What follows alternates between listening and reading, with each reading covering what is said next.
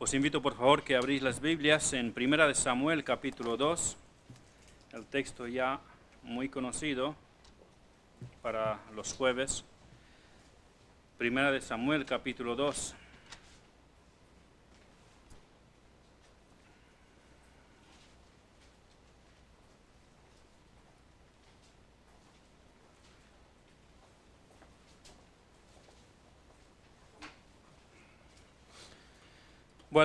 Voy a leer el texto bíblico y después pediré al hermano Javier que pida la bendición del Señor sobre el tiempo de la predicación.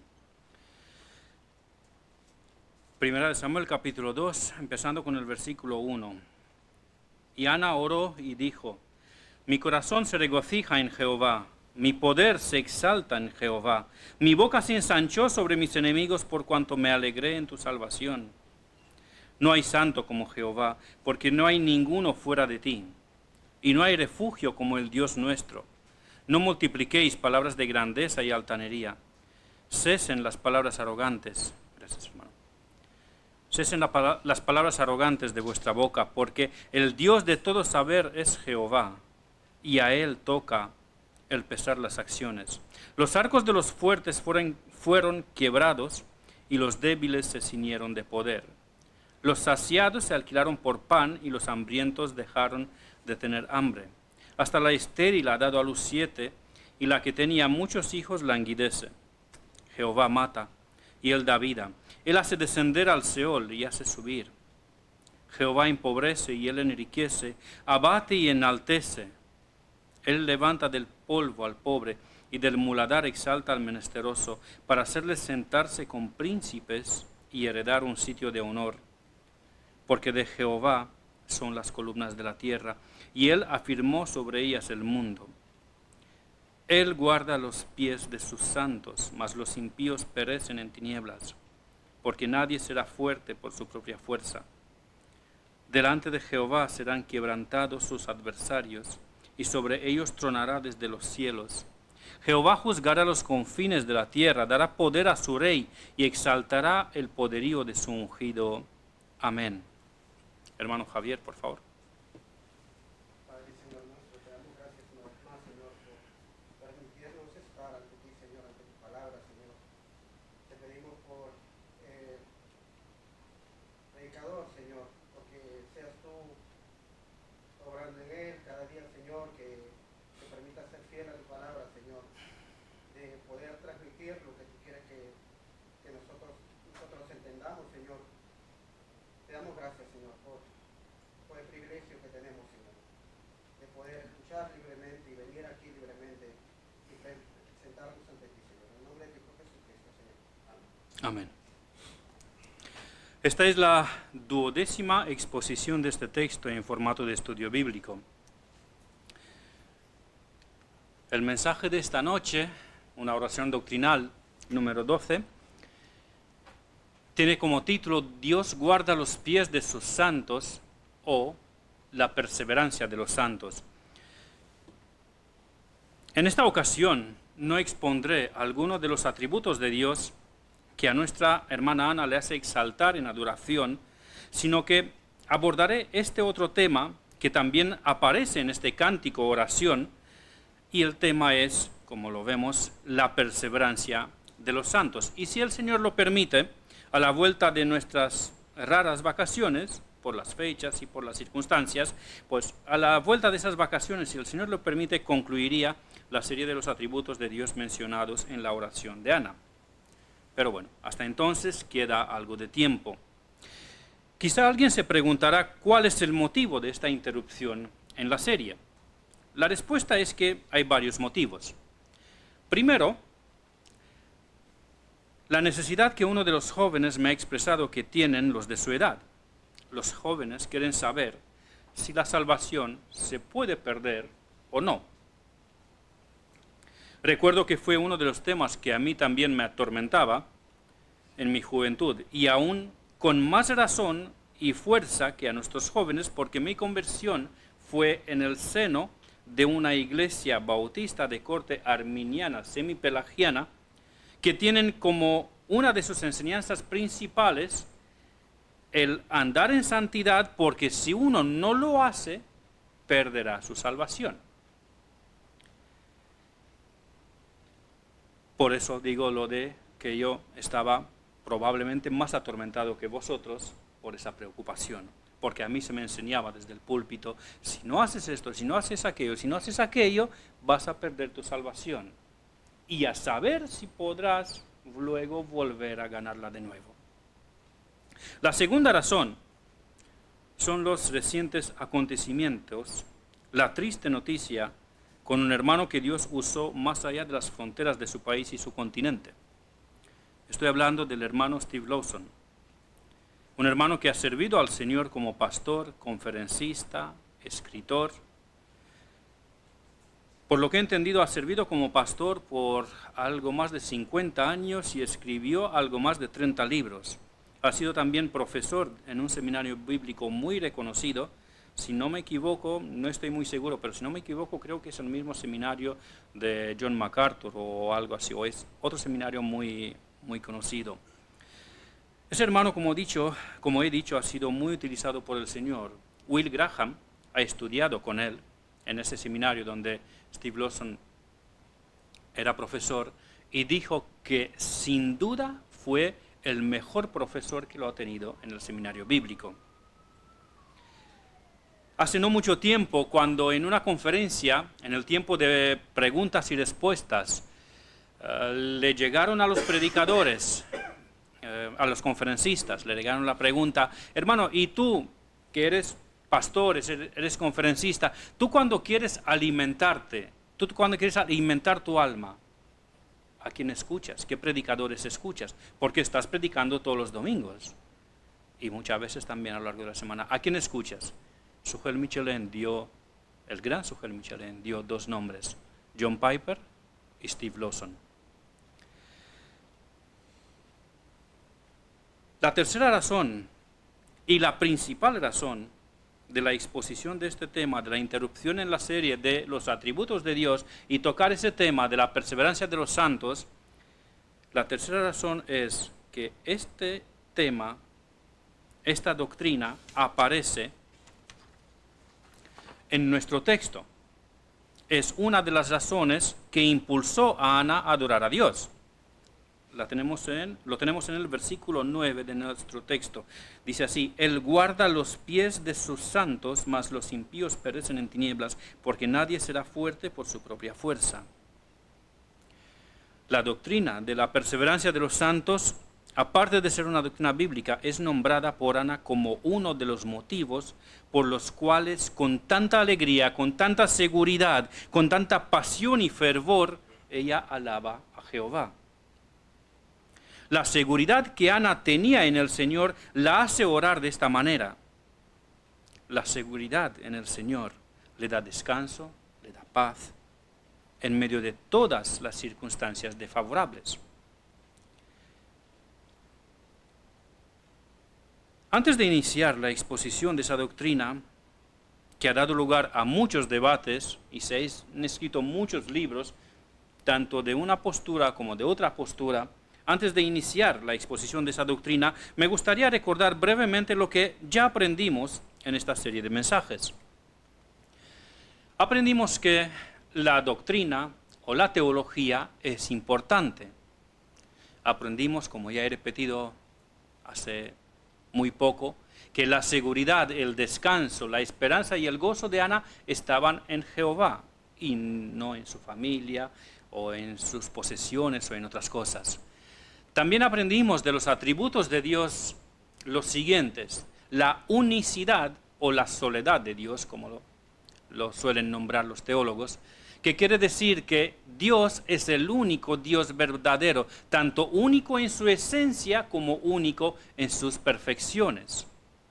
También aprendimos de la aceidad de Dios, que quiere decir que Dios es independiente, autoexistente y autosuficiente. La soberanía de Dios fue otro de los atributos que hemos mirado y lo estuvimos estudiando en varios subpuntos. La soberanía de Dios en la naturaleza, la soberanía de Dios sobre los gobiernos, los ángeles caídos y Satanás, la soberanía de Dios en la salvación y la relación entre la soberanía de Dios y la oración. Y también hemos visto los siguientes atributos: la santidad de Dios, Dios la roca de salvación, la omnisciencia de Dios y la omnipresencia de Dios. Y ahora que ya hemos recordado lo anterior, podemos iniciar la clase del estudio bíblico de esta noche. El versículo 9, lo voy a leer otra vez. Él guarda los pies de sus santos, mas los impíos perecen en tinieblas, porque nadie será fuerte por su propia fuerza. Dos de las maneras, creo yo, más utilizadas de estudio bíblico son el estudio bíblico inductivo y el estudio bíblico deductivo. Explicaré brevemente en qué consta el estudio inductivo y luego el deductivo. Y sí, esta noche, cuando digo breve, de verdad, literalmente, seré breve. Primero, el estudio bíblico inductivo es el estudio que se centra en acercarse a la Biblia sin ideas preconcebidas, sino que permite que el texto hable por sí mismo. Consta en 3 pasos: observación, interpretación y aplicación. E incluye también la investigación de antecedentes históricos y culturales relevantes. Cita de YWAM Nuremberg. La clave de ese tipo de estudio es la observación, porque si la observación es errónea, la interpretación que nace de la observación también es errónea. Y si la interpretación es errónea, la aplicación que resulta de la interpretación será asimismo errónea. Para la observación usaremos preguntas muy sencillas de tipo ¿quién?, ¿a quién?, ¿de quién?, ¿qué?, ¿por qué?, ¿para qué?, ¿dónde?, ¿cuándo?, etc. Simplemente se le hacen preguntas muy sencillas al texto. En cambio, el estudio bíblico deductivo es un estudio temático de la Biblia. Toma elementos separados de la Biblia y los arregla para hacer conclusiones específicas acerca de cosas como, por ejemplo, la deidad de Cristo, la inerrancia de la Escritura, la Trinidad y muchas otras temas. Bueno, la Trinidad la he incluido yo ahí, cita de Nine Marks. Es decir, esta forma de estudiar la Biblia junta los pasajes que hablan del mismo tema para así tener una visión panorámica de este y luego sacar las interpretaciones y aplicaciones. Personalmente, tanto el estudio bíblico inductivo como el deductivo me parecen totalmente acertados, lícitos y beneficiosos para la vida del cristiano. Y aunque suene muy atrevido para esta noche, intentaré usar las 2 formas de estudio para exponer la doctrina de la perseverancia de los santos, de una forma que nos sea fácil de entenderla, de mantener lo que hemos aprendido y asimismo poder aplicar lo que hemos aprendido. Empezaremos por dividir el versículo en 3 partes lógicas según la estructura y la ortografía del versículo. La primera parte: Él guarda los pies de sus santos. Como he dicho,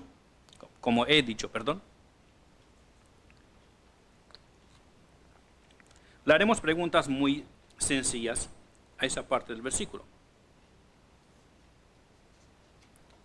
Espero que os acordáis, porque no pasaron más de 2 minutos, que he dicho que una correcta observación nos llevará a una correcta interpretación. Y una correcta interpretación nos lleva a una correcta aplicación. Bien, la primera pregunta: ¿quién hace la acción? ¿Quién guarda? Podéis contestar. Dios, muy bien. Dios. Ahora, ¿quién recibe la acción? ¿Quiénes son el objeto o los beneficiarios de la acción de Dios? ¿Los santos? ¿Y cuál es la acción? ¿Qué es lo que hace Dios según ese versículo? Guarda los pies. Bien. Creo que no es necesario hacer una explicación súper argumentada para que entendamos que no se refiere estricta y exclusivamente a los pies de los santos y a ninguna otra parte del cuerpo de estos. Los pies son una expresión que hace referencia al camino de los santos, a la peregrinación de estos en sus vidas, al estilo o la forma de vivir de estos. Así que, observando la primera parte de este versículo, interpretamos que Dios guarda la forma de vivir de los santos, que Dios guarda el caminar de los cristianos, que Dios guarda la peregrinación de estos en sus vidas.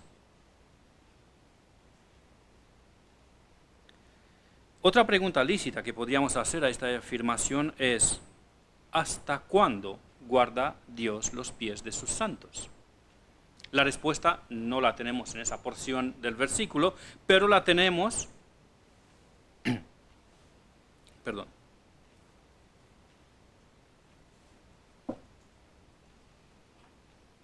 Dame unos segundos, por favor, que creo que me he saltado una parte.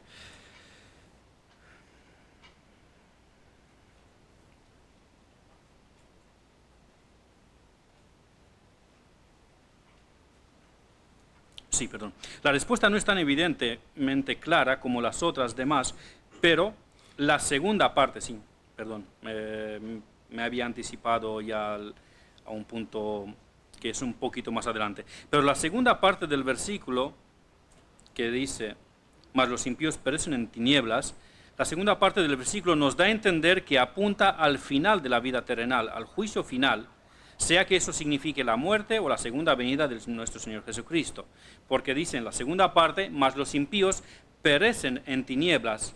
Y con eso nos da a entender que se refiere al destino final de sus vidas. Porque si hacía referencia al estado en vida, al momento presente de los impíos, habría dicho que los impíos están en tinieblas. Pero dice que los impíos perecen en tinieblas. Así que entendemos que el grupo de los santos son guardados por Dios hasta el destino final y que eso no será las tinieblas, sino la luz. Es decir, la presencia del Señor, la vida eterna en su presencia. Y creo yo que no forzaríamos de ninguna manera el texto si afirmamos que Dios guarda los pies de sus santos hasta el final del camino, hasta estar con Él en gloria. Ahora, toca hacer otra pregunta al versículo. Ahí es donde me había saltado mezclando las preguntas y pido una vez más disculpas. ¿Implica eso que los santos, por ser guardados de Dios, guardados de Dios, no tienen parte de sufrimientos y dificultades? La respuesta no la encontramos en el mismo versículo, pero está muy cerca, está en el contexto cercano del versículo. Cuando Ana elevó a Dios esta oración y asimismo los años anteriores, ella había sufrido mucha injusticia por parte de su marido, por tener que compartirlo con otra mujer y por no ser capaz de mantener un ambiente tranquilo y agradable en el hogar. También había sufrido mucha injusticia por parte de Penina, la otra esposa de su marido, por sus burlas, altiveces, maldades que le hacía todo el tiempo. También había sufrido injusticia por parte de los sacerdotes que oficiaban en el tabernáculo de Dios, porque estos no eran temerosos de Dios y no le servían a Dios y, en consecuencia, al pueblo. Y ella formaba parte de ese pueblo.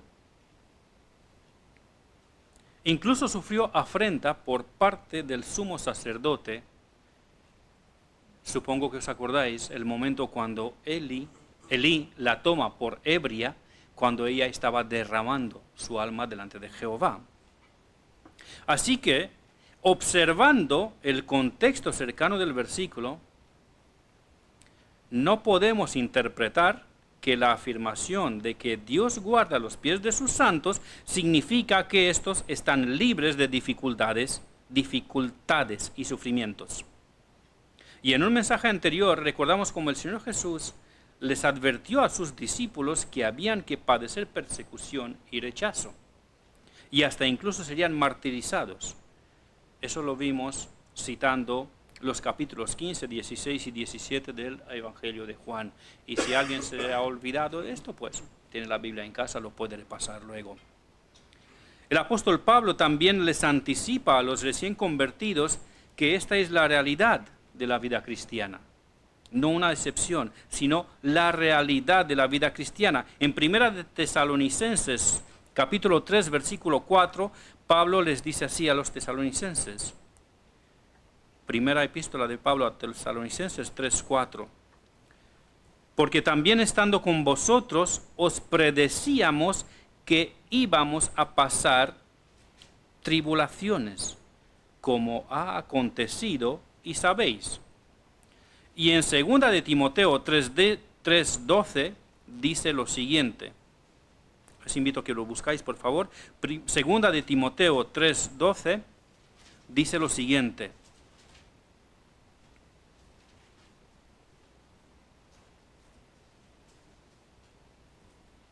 Segunda de Timoteo 3:12.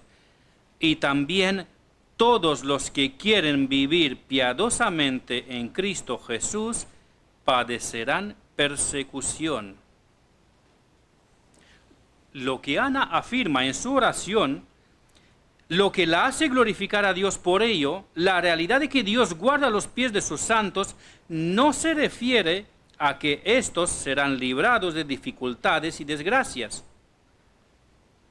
como lo han propagado desde los púlpitos en las últimas décadas los falsos predicadores del falso evangelio de la prosperidad. Esos dicen, ven a Cristo y todos estos problemas serán resueltos. Los problemas de Ana no han sido resueltos. Y derramó su alma delante de Jehová. Ellos dicen también, Dios tiene un plan maravilloso para tu vida. Oh sí, Dios tiene un plan maravilloso para nuestra vida, pero no implica liberación de dificultades y de pruebas. No, hermanos, la verdad bíblica es todo lo contrario. El Señor Jesucristo y sus apóstoles han enseñado que los santos tendrán dificultades y sufrirán persecución y hasta martirio. Y eso ocurre en nuestros días. Hermano, ten cuidado qué evangelio predicas a tus compañeros, o desde el púlpito, o a tu familia, a quien sea. No sea que por descuido, o por querer no asustar, o por querer complacer a los demás, estés suavizando el mensaje del evangelio. Y también ten cuidado qué evangelio escuchas.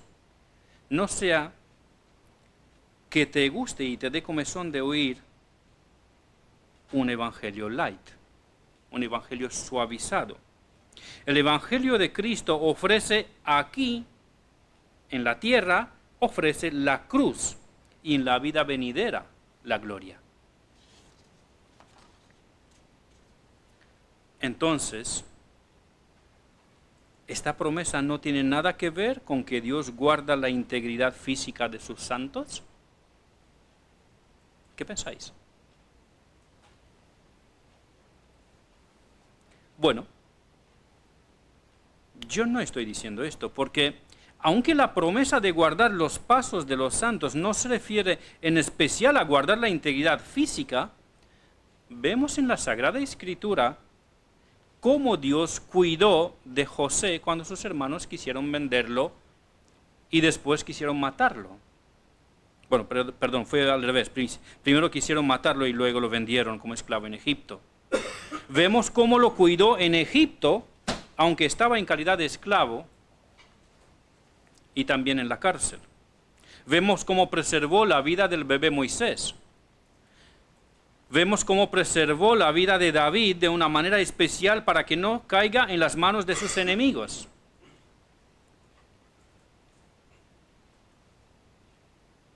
Vemos cómo preservó la vida del niño Jesús cuando Herodes lo perseguía para matarlo. Y los ejemplos pueden continuar. La verdad es que Dios, en su providencia, preserva la integridad de todos los seres humanos en general, pero a sus santos de forma especial. Y un versículo que habla de esto, pero que por la forma en que se expresa ha dado mucho dolor de cabeza, e incluso algunos han sacado la equivocada conclusión del universalismo, es decir, la enseñanza que dice que todos los seres humanos al final serán salvos, y hasta incluso los mismos ángeles caídos y Satanás.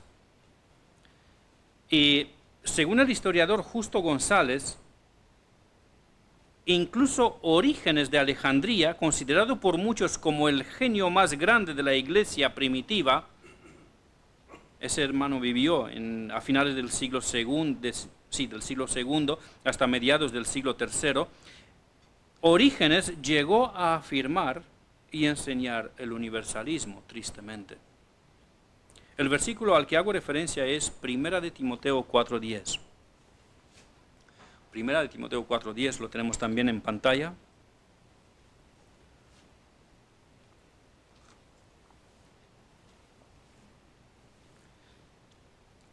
Que por esto mismo trabajamos y sufrimos oprobio, porque esperamos en el Dios viviente, que es el Salvador de todos los hombres, mayormente de los que creen. Ese versículo no habla del universalismo, no habla que Dios salva a todos los hombres. De hecho, la misma forma en cual lo dice sería imposible entenderlo así, porque en este caso serían dos categorías de salvaciones, de salvos.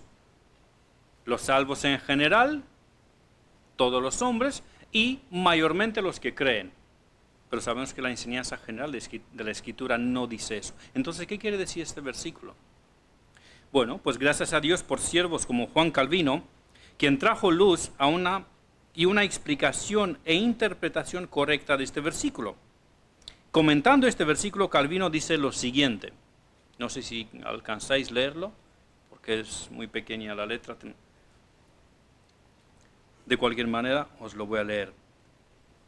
Calvino dice lo siguiente: para hacer esto más claro, debe entenderse que este es un argumento llevado de menos a lo más, porque la palabra soter, original griego, que en nuestras Biblias es traducido como Salvador, es aquí, refiriéndose a ese versículo, es aquí un término general y denota a uno que defiende y preserva. Hago una pausa pequeña aquí. Si ponemos de nuevo el versículo, que por eso mismo trabajamos y sufrimos oprobio, porque esperamos en el Dios viviente, que es el preservador de todos los hombres, mayormente de los que creen. Sería una traducción más adecuada, porque la palabra soter significa tanto salvador de la ira de Dios, salvador de las consecuencias del pecado, el que nos salva, pero también significa el que preserva, el que guarda, el que protege. Seguimos de nuevo con la cita.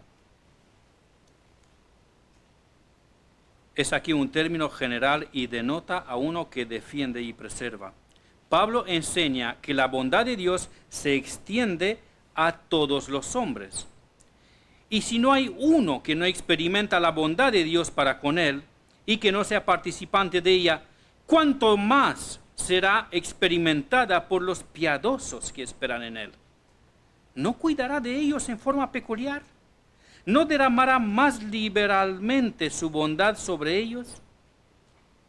En suma, ¿no los guardará él seguros hasta el fin en todos los aspectos? Cita del comentario a las epístolas pastorales de Juan Calvino. Los ejemplos que he nombrado anteriormente de la vida de los héroes de la fe y las experiencias que nosotros hemos vivido creo que dan testimonio de esta realidad. En el comentario al Nuevo Testamento que lo inició William Hendrickson y después de la muerte de la finalizó Simon Kistemaker, encontramos la misma explicación que da Juan Calvino. Para no alargar más este punto, podemos afirmar sin lugar a duda que la afirmación de nuestra hermana Ana de que Dios guarda los pies de sus santos significa, entre otras cosas, que Dios guarda el caminar de sus santos, que Dios preserva de una forma especial la integridad y seguridad de sus hijos en todo el tiempo de su vida terrenal, pero que esto no implica que serán librados de dificultades, tribulación, persecución y hasta martirio. Queridos hermanos, si nosotros conoceríamos a nuestro Dios tal como Ana lo conocía, no estaríamos afanándonos por las cosas que nos afanan. No seríamos tan inseguros, tan temerosos, ni tan débiles, tanto en nuestro caminar con el Señor como en servirle, porque descansaríamos en Él sabiendo que Dios en su providencia controla y gobierna todo el universo. Pero no solo que controla y gobierna todo el universo, sino que de una forma muy especial controla y gobierna mi vida, porque yo soy uno de sus santos. Él controla y gobierna cada acontecimiento de mi vida. Si yo lo creería de todo corazón, descansaría en Él al saber que Él guarda mi integridad física. Toda mi vida está en sus manos. Yo estoy en sus manos. Pero la interpretación de ese versículo no acaba aquí. He afirmado que la segunda parte nos da a entender que la implicación es también espiritual y que culmina en el juicio eterno, por comparación con la condenación de los impíos que perecen en tinieblas. Él guarda los pies de sus santos, el punto 2 del mensaje, mas los impíos perecerán en tinieblas. Al observar esta parte del versículo nos hace entender e interpretar que la primera parte, por comparación con esta la segunda, trata no solamente de la preservación física de los santos hasta el final de sus vidas, sino que también Dios guarda los pies de sus santos en el sentido espiritual. Digo que con esto que los santos, los que han sido salvos realmente, no van a pecar nunca más después de haber sido salvos, después de haber sido regenerados. Digo con esto que los salvos no pecan más después de la conversión. No digo eso. Los héroes de la fe mencionados anteriormente, todos y cada uno de ellos, salvo nuestro precioso Señor Jesucristo, todos pecaron después de su conversión. El único que es sin pecado es Cristo Jesús. Nosotros, yo, tú y cualquier otro creyente, sacerdote, profeta, apóstol, rey, sea quien sea, se ha de declarar culpable por haber pecado muchas veces y de muchas formas después de la conversión. Y las páginas de las Sagradas Escrituras son testigo de ello. Asimismo, la historia de la Iglesia y nuestra experiencia. Pero con todo eso, Dios guardó los pies de sus santos de no pecar. Es decir, Dios guardó a sus santos de no tener un estilo de vida pecaminoso, de no vivir en pecado, de no deleitarse en pecado, de no caminar de forma pecaminosa. O dicho de otra forma, Dios guarda los pies de sus santos en un porcentaje de 100%, pero también el creyente es responsable de andar en santidad, en un porcentaje también de 100%. Mientras el cristiano anda bien en el camino de Dios y se limpia diariamente de su pecado, esto se debe a que Dios guarda sus pies. Pero si el cristiano se desliza del camino, tropieza y ensucia el nombre de Cristo, es su responsabilidad por no velar y mantenerse aferrado al Señor. Es cierto que todos los cristianos pueden pecar de la forma más grosera y escandalosa posible, pero porque Dios los guarda no lo hacen. O si lo hacen, son excepciones aisladas en medio de una vida piadosa, marcada por la lucha de la santidad. Es cierto que algunos de los creyentes caen en pecados deshonrosos, pecados muy escandalosos. Prueba de ellos, Abraham, Noé, David, Salomón, el apóstol Pedro, Steve Lawson y muchos otros. Pero si no fuera porque Dios guarda los pies de sus santos, todos los creyentes habrían pecado muchísimo más y mucho más groseramente. Hermanos, si andamos bien en la fe, demos gracias a Dios y alabémosle porque Él guardó nuestros pies de no caer de forma grosera y escandalosa.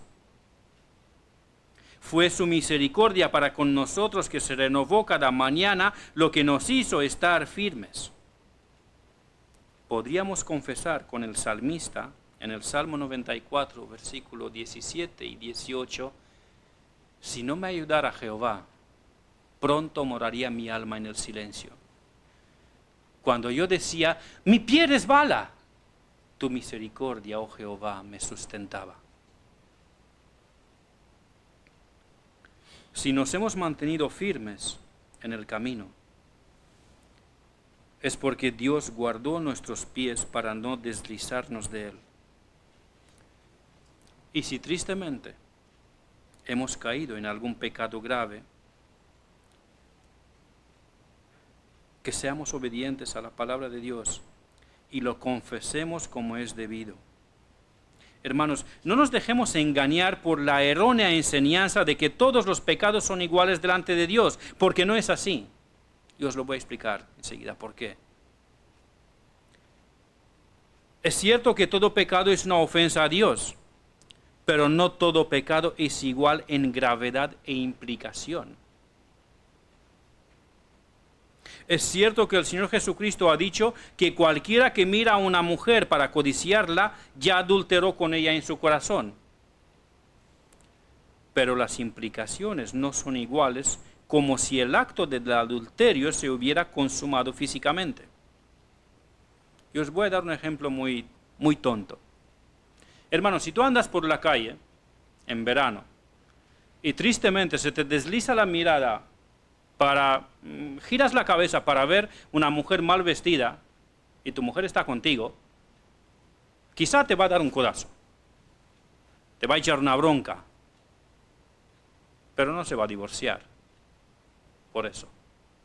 Pero si te pilla con otra mujer en la cama, consumando el acto del adulterio físicamente, es muy probablemente que se va a divorciar. Por eso el apóstol Pablo no pide a los corintios que cada uno se confiese ante el pastor de la iglesia local y el que miró y codició a una mujer esté bajo disciplina. Pero al que cometió adulterio físicamente lo pone bajo disciplina y exige a la iglesia en Corinto que lo ponga bajo disciplina.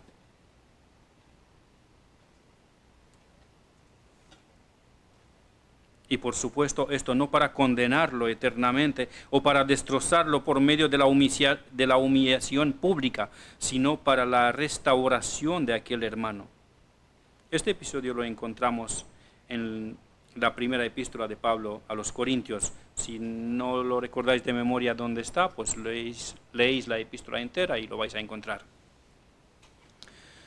En su segunda epístola a los Corintios, a la que los estudiosos dicen que Pablo la escribió a menos de un año diferencia con la primera carta, Pablo insta a los corintios que lo reciba de nuevo a ese que había estado bajo disciplina.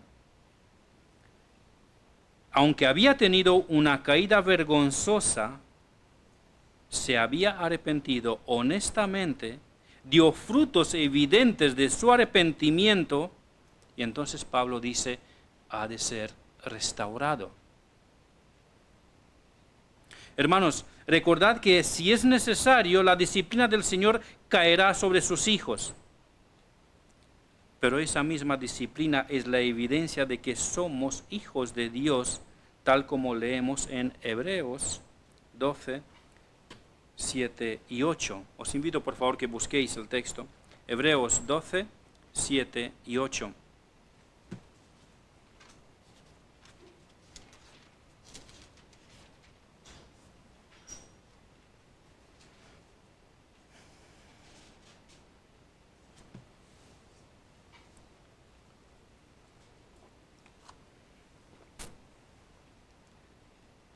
Hebreos 12, 7 y 8 dice lo siguiente. Si soportáis la disciplina, Dios os trata como a hijos. Porque, ¿qué hijo es aquel a quien el Padre no disciplina? Pero si se os deja sin disciplina, de la cual todos han sido participantes, entonces sois bastardos y no hijos.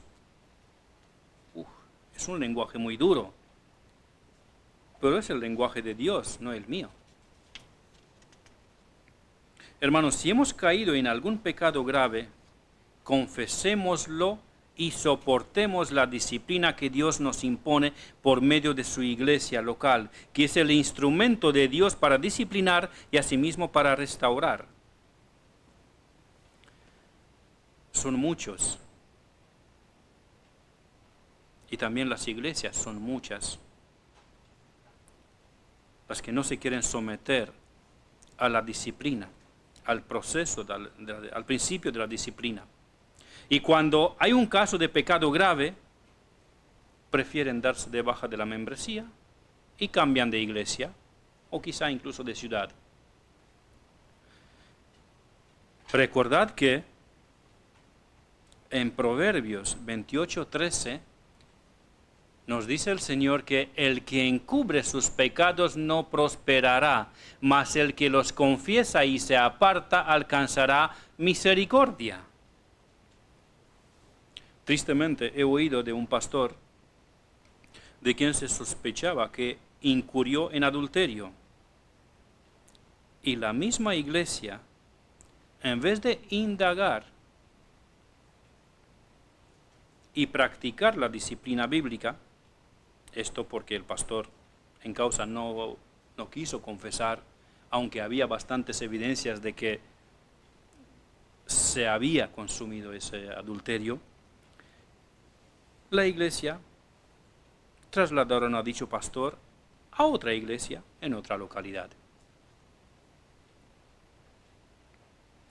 para que no se haga escándalo. Y aparte, pues el hermano, en la congregación la mitad son familiares suyos. Se trataba de una iglesia que era formada por dos clanes muy grandes. No era una iglesia pequeña como la nuestra, una iglesia a lo mejor 4 o 5 veces más grande que la nuestra, pero la mitad pertenecía a un clan y la otra mitad pertenecía a otro clan. Y el hermano pertenecía a una de las familias. Okay, ¿vas a avergonzar a nuestro tío, a nuestro hermano, a nuestro cuñado, a nuestro sobrino? No. Pues mira, lo ponemos en otra iglesia y aquí no ha pasado nada.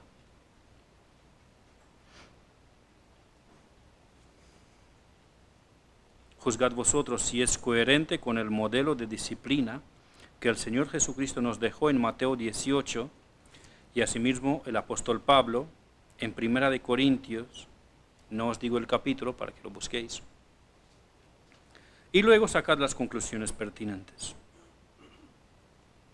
En cambio, En el caso de Steve Lawson, creo que se podría decir que, aunque tristemente pecó en esta relación inapropiada que tuvo con esa mujer, y trajo mucha tristeza en la iglesia, no solamente en su iglesia local, sino a todos los hermanos que le seguían y eran bendecidos por los mensajes y por sus libros escritos. Deshonró el nombre del Señor. Ese hermano, incluso por medio de su pecado, por cómo reaccionó después, dio ejemplo a seguir. Porque él mismo buscó a los ancianos de la iglesia y confesó su pecado. No fue que le pillaron.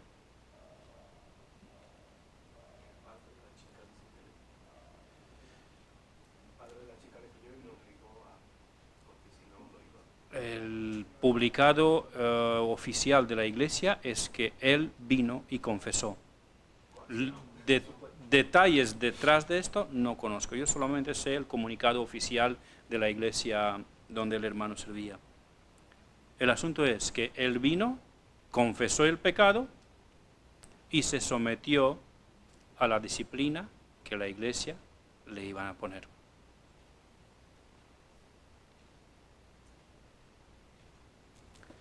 Otra aplicación muy corta que tengo en este punto del mensaje es que si un hermano ha pecado contra ti en algo que no es demasiado grave, te animo y te exhorto que tengas con el hermano la misma misericordia que tienes contigo cuando pecas.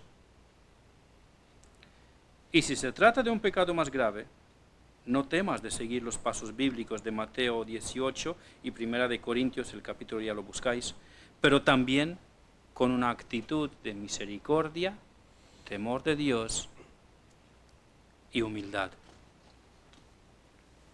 El tercer y último punto, y el más corto de este mensaje, es: Él guarda los pies de sus santos, mas los impíos perecen en tinieblas, porque nadie será fuerte por su propia fuerza. El versículo ya completo nos habla también de la seguridad eterna de los santos, o como lo han descrito los teólogos, la perseverancia de los santos. Y ya por fin llegamos a la enseñanza que los jóvenes quieren y necesitan escuchar. Esta enseñanza ha sido muy atacada en los últimos siglos. Desde ya poco tiempo después de la Reforma, en el siglo XVI, siendo su promotor el profesor y teólogo Jacobo Arminio. Pero aún mucho más vehemente que Arminio mismo, después de la muerte de sus discípulos atacaron 5 doctrinas básicas de la Iglesia, entre las cuales estaba la perseverancia de los santos. Doctrina que en aquel momento era lo que la Iglesia reformada creía en su totalidad. No entraré a detallar los acontecimientos históricos de aquel entonces por falta de tiempo y porque no es el tema del estudio de esta noche. Pero quise afirmar para que sepamos dónde y cuándo fue la cuna de la enseñanza que hoy es tan expandida en las iglesias evangélicas, y así entender por qué se conoce como arminianismo esta enseñanza. Por supuesto que el arminianismo no se resume a la enseñanza contraria a la perseverancia de los santos, es decir, no solamente se resume a decir que la salvación se puede perder, es mucho más, pero esa es una de las 5 principales enseñanzas de ese sistema arminiano. Yo no voy a entrar a estudiar o a exponer la enseñanza arminiana, me dedicaré a enseñar lo que nosotros como iglesia local creemos, lo que la iglesia reformada ha creído, coincidimos, siempre la iglesia reformada ha creído esto, y lo que consideramos que es la enseñanza bíblica. En una definición muy corta, podríamos decir que la perseverancia de los santos significa que todos aquellos que han sido salvos en Cristo Jesús tendrán vida eterna y no perecerán jamás. Aunque tengan caídas y deslices, si realmente han sido salvos en Cristo Jesús, llegarán a la meta final, que es la glorificación en Cristo. Dios guarda los pies de sus santos en su peregrinación terrenal, preservando la integridad física de ellos en medio de pruebas y tribulaciones, hasta llevarlos seguros al destino final, que es su presencia en gloria eterna. Ya juzgáis vosotros si la definición ha sido corta o larga. Pero, ¿qué base bíblica tiene nuestra afirmación, nuestra definición? Primero, quisiera decir que no se definió primero la idea y luego se buscó base bíblica, sino que tal como vimos en lo concerniente al estudio bíblico inductivo, primero se ha de observar lo que dice el texto bíblico y luego se ha de interpretar, para que posteriormente hagamos las aplicaciones pertinentes. Así que la doctrina de la perseverancia de los santos ha nacido como fruto de la observancia de la Escritura Sagrada y no al revés.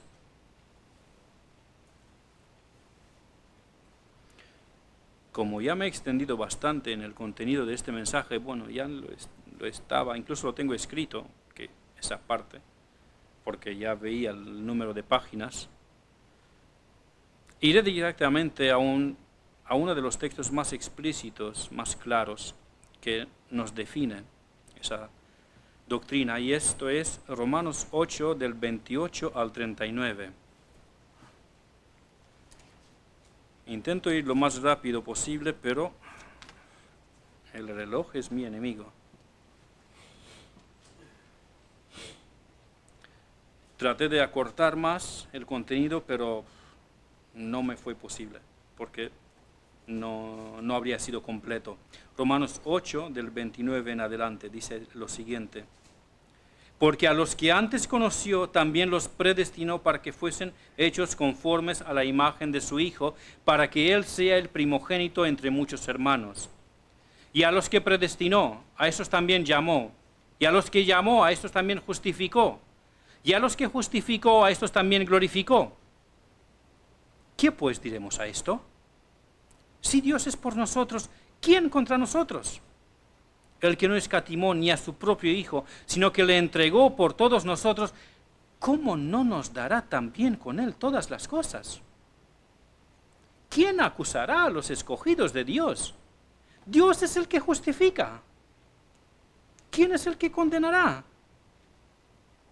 Cristo es el que murió, más aún, el que también resucitó, el que además está a la diestra de Dios, y el que también intercede por nosotros. ¿Quién nos separará del amor de Cristo? ¿Tribulación? ¿O angustia? ¿O persecución? ¿O hambre? ¿O desnudez? ¿O peligro? ¿O espada? Como está escrito, por causa de ti somos muertos todo el tiempo, somos contados como ovejas de matadero. Antes, en todas estas cosas, somos más que vencedores por medio de aquel que nos amó. Por lo cual estoy seguro de que ni la muerte, ni la vida, ni ángeles, ni principados, ni potestades, ni lo presente, ni lo porvenir, ni lo alto, ni lo profundo, ni ninguna otra cosa creada nos podrá separar del amor de Dios que es en Cristo Jesús, Señor nuestro. Amén.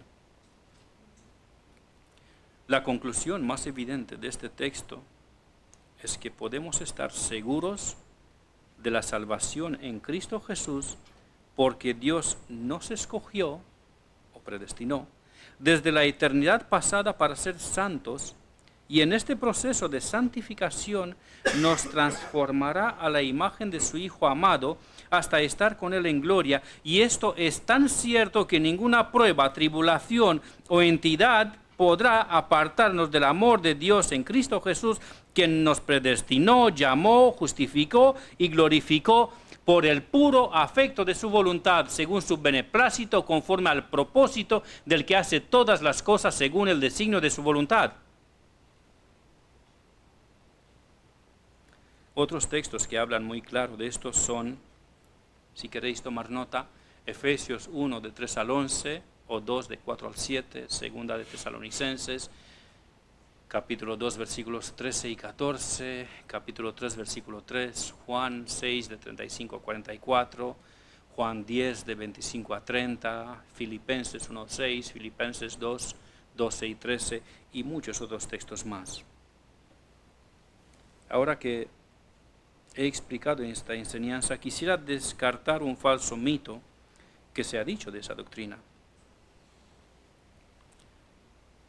Salvo, siempre salvo, significa, ya que soy salvo, puedo vivir como me da la gana, puedo vivir impíamente, porque la salvación no se puede perder, así que puedo hacer lo que me apetece. Esto lo dicen tanto cuando hablamos de la elección de Dios, como cuando hablamos de la seguridad de salvación, porque nosotros decimos que la seguridad de salvación descansa en la elección de Dios. De esta manera se nos calumnia habitualmente que creemos y enseñamos. Puedo decir que cada vez, sin exagerar, cada vez que me ha tocado hablar con un arminiano, me han contestado sarcásticamente con esta afirmación o algo muy similar a esto.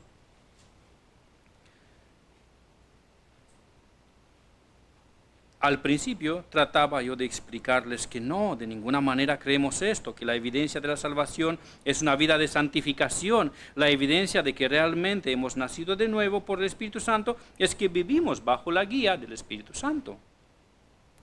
Y todo esto es verdad, no es mentira. Tal como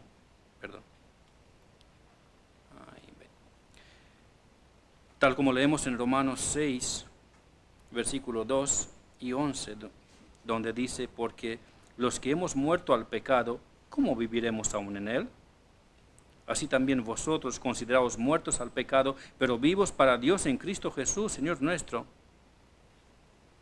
Pero tristemente he descubierto que aunque les contestaba yo con esas realidades, con esos versículos bíblicos, no les hacía parar, no les hacía ningún impacto en su burla. Seguían con lo mismo. Y luego conocí a Juan Calvino. Bueno, no personalmente, porque ha muerto ya hacía bastantes años, pero bueno, escuché de él. Y aunque Calvino murió antes del movimiento arminiano, Dios en su providencia usó a este hombre con un estilo muy agudo y muy afilado cuando éste refutó a los burladores de la doctrina de la predestinación. Calvino dice eso en su libro más conocido. Bueno, no sé. Yo aquí no veo casi nada, pero espero que vosotros lo veáis mejor en las pantallas. Calvino dice lo siguiente: San Pablo trata convenientemente de los sordos gruñidos de aquellos puercos. Dicen que no les importa vivir disolutamente, porque si son del número de los elegidos, sus pecados no serán obstáculo para que al fin se salven. Sin embargo, San Pablo nos enseña lo contrario cuando dice que Dios nos ha escogido para que llevemos una vida santa e irreprensible delante de Él. Y el fin y la meta de la elección es la santidad de vida. Ella debe más bien despertarnos y estimularnos a emplearnos alegremente en la santidad, que no ha de buscar pretextos con que encubrir nuestra pereza y descuido. Porque es muy grande la diferencia entre estas dos cosas. Dejar de obrar bien y no preocuparse de ello porque la elección basta para salvarnos, y que el hombre, la otra postura, y que el hombre es elegido para que se ejercite en obrar bien. No tengamos pues nada que ver con tales blasfemias que trastornan de arriba abajo el orden de la elección. O como lo decía mucho más corto Sugel Michelin, él cree en la perseverancia de los santos, no en la perseverancia de los impíos. Así que, cuando me toca hablar con alguno de los arminianos, ahora contesto a esas burlas con decir que ese pensamiento de decir, no, pero si ya soy salvo, puedo hacer lo que me da la gana, puedo pecar como me da la gana, les contesto, oye, esa forma de pensar no es digna con un hijo de Dios. Esa forma de pensar es mucho más digna con un filisteo incircunciso. Así que examínate bien si tú realmente eres un cristiano. Si tú piensas así, si a ti lo que te motiva a vivir en santidad es solamente el temor para no perder la salvación, es muy probable que a lo mejor no eres salvo.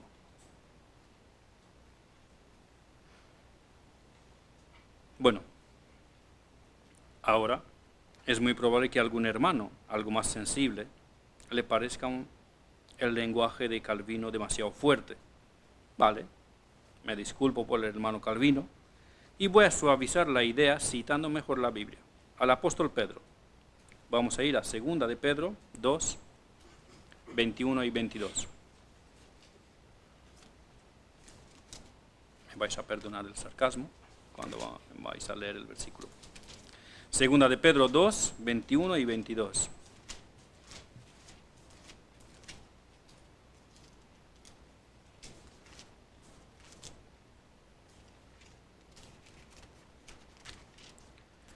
Dice lo siguiente: porque mejor les hubiera sido no haber conocido el camino de la justicia, que después de haberlo conocido volverse atrás del santo mandamiento que les fue dado.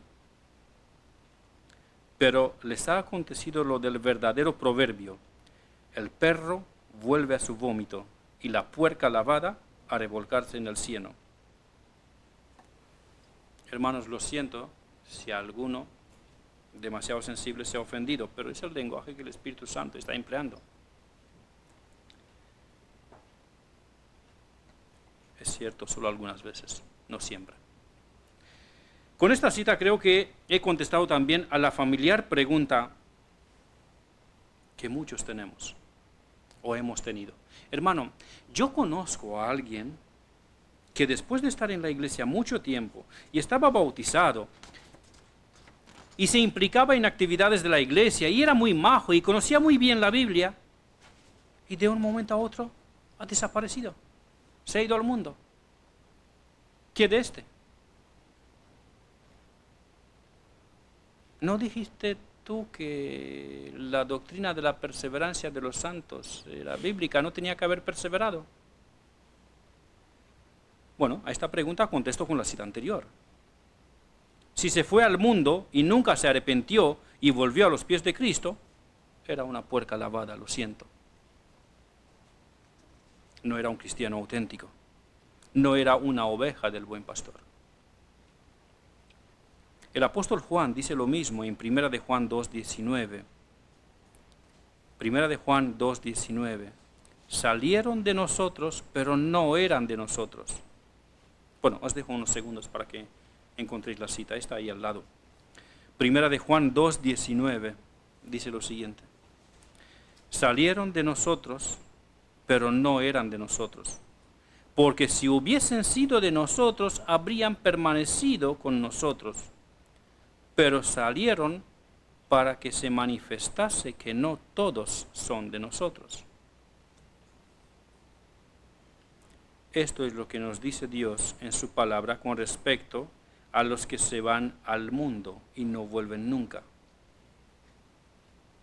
Por supuesto que aquí no son incluidos aquellos hermanos que por alguna diferencia doctrinal no esencial se van a otra iglesia. Me refiero a los que se van al mundo y no vuelven nunca. Y los que han vuelto, aunque ha sido después de poco tiempo o mucho tiempo, han vuelto porque los santos perseveran en el camino, y perseveran porque Dios guarda los pies de sus santos. En conclusión,